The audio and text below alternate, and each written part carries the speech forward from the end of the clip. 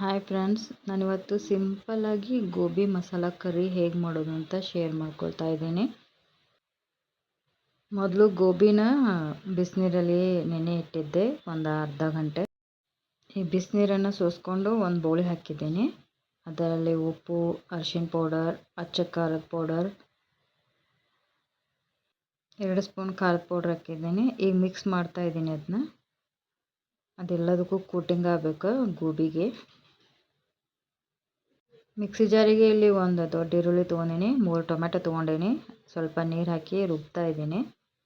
ಇಲ್ಲಿ ಕಡಾಯಿಗೆ 1 ಸ್ಪೂನ್ ಎಣ್ಣೆ ಹಾಕಿದ್ದೀನಿ. ಅದು ಮಿಕ್ಸ್ ಮಾಡಿದ್ದ ಗೋಬಿ ಹಾಕ್ತಾ ಇದ್ದೀನಿ. ಇಲ್ಲಿ ಸ್ವಲ್ಪ ಕಲರ್ ಚೇಂಜ್ ಆಗಬೇಕು. ನಾನಿಲ್ಲಿ 4 ನಿಮಿಷ ಫ್ರೈ ಮಾಡ್ಕೊಂಡಿನಿ. ಇದನ್ನ ಈ ತಟ್ಟೆಯಲ್ಲಿ ತೆಗೆದು ಇಡ್ತಾ ಇದ್ದೀನಿ.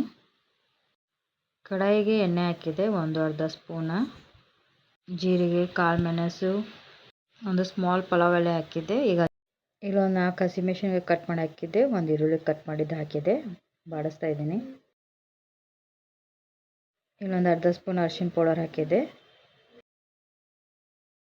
1 ಸ್ಪೂನ್ ಖಾರದ ಪೌಡರ್ ಹಾಕಿದ್ದೆ. ನೀವು ಟೇಸ್ಟ್ ಅನುಗುಣವಾಗಿ ಹಾಕೋರಿ. ಖಾರ ಜಾಸ್ತಿ ತಿನ್ನೋದಿದ್ರೆ ಜಾಸ್ತಿ ಹಾಕ್ಕೊಳ್ಳಿ, ಇಲ್ಲ ಕಡಿಮೆ ಹಾಕ್ಕೊಳ್ಳಿ. ಈಗ ಬಾಡಿಸ್ತಾ ಇದ್ದೀನಿ.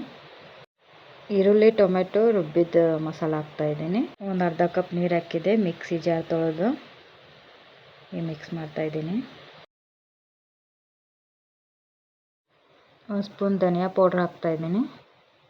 1 ಸ್ಪೂನ್ ಗರಂ ಮಸಾಲ ಹಾಕ್ತಾ ಇದ್ದೀನಿ. ಇದು ಮಸಾಲೆ ಒಂದು ಕುದಿದೆ. ಈಗ ಅದು ಫ್ರೈ ಮಾಡಿದ್ದು ಗೋಬಿ ಹಾಕ್ತಾ ಇದ್ದೀನಿ, ಮಿಕ್ಸ್ ಮಾಡ್ತಾ ಇದ್ದೀನಿ.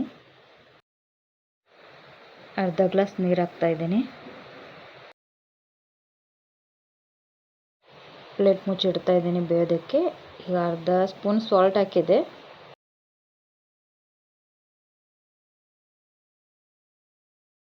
ಗೋಬಿ ಮೆತ್ತಗಾಗೋವರೆಗೂ ಬೇಯಿಸಿ ಅರ್ಧ ಗ್ಲಾಸ್ ನೀರು ಹಾಕಿ ಮತ್ತೆ ಬೇಯೋದಕ್ಕೆ ಬಿಟ್ಟಿದ್ದೆ. ಈಗ ಬೆಂದಿದೆ, ಇದು ಸಾಫ್ಟಾಗಿ ಬಂದಿದೆ. ಕೊತ್ತಂಬರಿ ಸೊಪ್ಪು ಹಾಕ್ತಾ ಇದ್ದೀನಿ.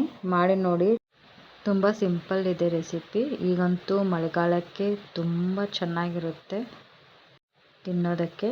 ಮಾಡಿ ನೋಡಿ, ತುಂಬ ಈಸಿ ಇದೆ recipe. Thank you for watching.